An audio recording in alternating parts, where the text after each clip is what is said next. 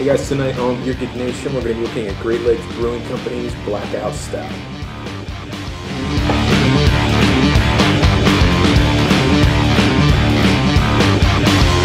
Hey guys, welcome to Beer Geek Nation. I'm your host, Chris Steltz. Tonight we're going to be looking at a brewing company from the middle of the country, coming back to the middle. Came back from the West Coast with Port Brewing. Now we're back into the middle of the country with another, it's an Imperial Stout, a Russian Imperial Stout. It's from Great Lakes Brewing Company, who are a solid brewing company. The only other beer I've had from them is the Edmund Fitzgerald Porter, which was just phenomenal. But from what I read and from people I talk to, they say all their beers are just spot on. So been looking forward to this. This is actually a request from a guy whose name escapes me, but he made a comment on my channel to asking me if I ever had this, and I said, well, lucky behold you, it's in my fridge getting ready to be reviewed. So figured I would do it tonight, get it up there. It's been a while since I've wanted to do it. But anyway, back to the beer. It is Blackout Stout from Great Lakes Brewing Company, 9.0% alcohol, Russian Imperial Stout considered to be.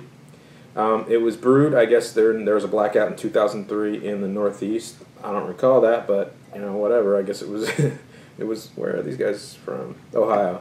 It must have been in Ohio. I don't recall it, but I guess it was 36 hours. And they came up with this recipe. So after that, you know, the rest is history, as they say. But I'm expecting, you know, typical Russian Imperial Stout, coffeeness, chocolatey, malty, just, you know, a little bit of that alcohol burn. For me, this is a year-round beer. So for me, this is going to have to be compared to, say, an Old Rasputin, which is kind of my old standby as far as where I go for a, you know, a year-round Russian Imperial Stout. If I can't get anything else, I know I'm going to be able to get Old Rasputin. This is a little bit harder for me to get around here. I can get it. It's just a little bit tougher. So I am going to kind of, you know, compare and contrast the two, because I think a lot of people are, you know, in my frame of thinking where Russian Imperial Stout on this side, Russian Imperial Stout on this side, which is better. So without me rambling on anymore, let's get this into a cup and let you know how it tastes and smells, and we will go from there.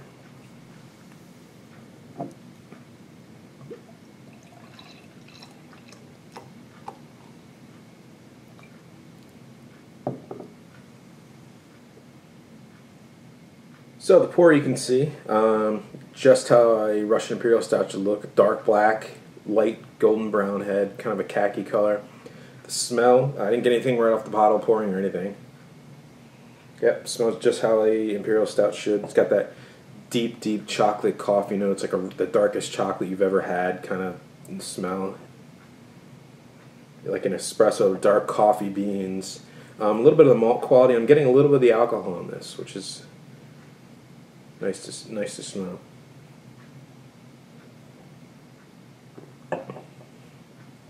It's very good. It's very get a little bit of hop bitterness up front. Goes to the back of the tongue and get a lot of like a roasted malt kind of feeling.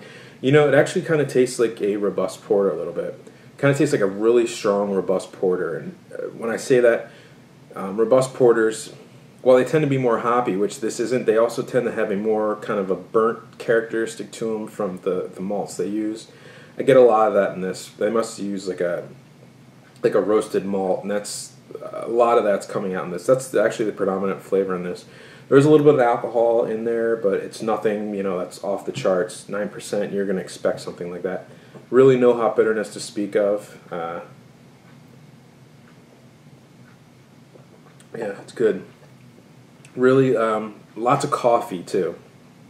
So I'm like, it's more of a 50-50 split. It's like 50% kind of a deep coffee and 50% like roasted malts and everything. So two characteristics you definitely want in an Imperial Stout. It does have a chocolate aroma, which is the third characteristic. So, you know, it's spot on. Now I got to compare it to Old Rasputin.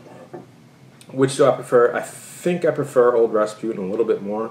The only reason being is Old Rasputin to me tastes a little bit more kind of refined and blended, whereas this I'm definitely getting, you know, separate flavors that are, you know, definitely separate from each other rather than them blending together in the taste.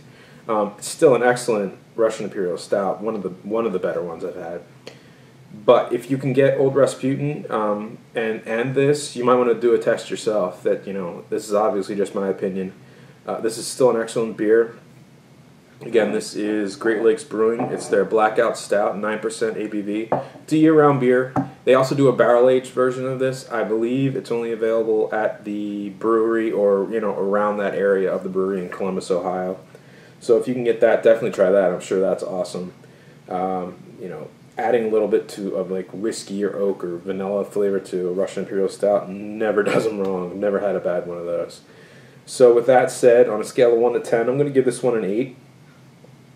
It's, you know, a decent Russian Imperial Stout, and it's you know, a really solid beer, and it's the second beer from Great Lakes Brewing that I've had that I've been really happy with. So I'm looking forward. I have a couple more. There's Burning River, and I have their L8NS. I think it's a lager.